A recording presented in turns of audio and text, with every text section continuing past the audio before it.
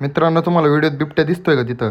त्याच सकाळ सकाळी मला बिबट्याच्या पायाची वनं का कुत्र्याच्या पायाची वनं ती दिसली आणि त्याच रात्री हा व्हिडिओ मला आला की तुमच्या राना शेजारी बिबट्या दिसलाय. जास्त नाही, 100 मीटरच असन एवढंच बिबट्या दिसला होता. चला मंडळी, मी तुमचा मित्र अनिश शेख. तर कालच्याला आपण मिरच्यांची झाडं घेऊन आलतो, पण लाईट गेल्यामुळे ते संध्याकाळी लावली नाही आणि संध्याकाळी बिबट्या पण दिसला होता. तर बघा, समोरनं एक बिबट्या चालत आलाय पाण्याची बादली भरायला. आमच्या आई साहेबांनी जेवढी होते तेवढी मिरच्यात झाडं तर काय लावून घेतली, तर मी पण जरा हातभार लावतो. तर मी पण घेतली मिरच्यात झाडं लावलो लागायला आणि तेवढंच बाया आल्या खुरापणार आहे. तर आम्ही आमची हिशोब लावत बसले सगळ्या वायांचा पैशाचा. तर तिथनं परत गेलो आपण आपल्या बिट्टावाल्या बिबट्याकडे. बिट्टावाला बिबट्या तर एक बादली भरून आणून बिट्ट धुतो या. तर बिबट्याला म्हणलं तू बिट्ट धु, आम्ही जातो कॉलेज. तिथनं आम्ही आलो कॉलेजमध्ये. तर हे आमचं कॉलेज PMD कॉलेज. तर आजच्याला आमच्या असाइनमेंट गोळा करायच्या होत्या. तर बघा पोरं कशी लाईन लावून बसल्यात असाइनमेंट साठी. तर आपल्याला लाईन लावायची गरज नाही, आपण डायरेक्ट पुढे जातो. तर तिथनं असाइनमेंट देऊन झाल्यानंतर आम्ही बाहेर आलो. तर यामाचा आवाज मला आजच्या थोडा वेगळाच वाटत होता, त्यामुळे त्याला म्हणलो चला आपण फिटर कर आलो. तर फिटर म्हणला थांबा आपण पुंगळी काढून. या माझी पुंगळी काढल्यावर माझ्या डोक्यात फक्त एकच आलं, ये तेरी बहन बोल नहीं सकती थी. बोल सकती थी. हालेलुया.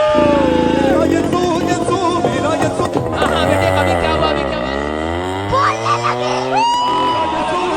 मेरा यीशु यीशु मेरा यीशु यीशु. तर मित्रांनो, जोक सपाट. पुंगळी काढल्यावर गाडीचा आवाज तर वाढला, पण एवढा वाढला की कान बधीर करते. आणि पेट्रोल तर सांगायलाच नको. तिथनं डायरेक्ट पोचलो व्हॉलीबॉल खेळा, कारण व्हॉलीबॉल खेळल्याशिवाय तर जमतच नाही. आणि व्हॉलीबॉलचा डाव झाल्यानंतर आम्हाला हे व्हिडिओ आला.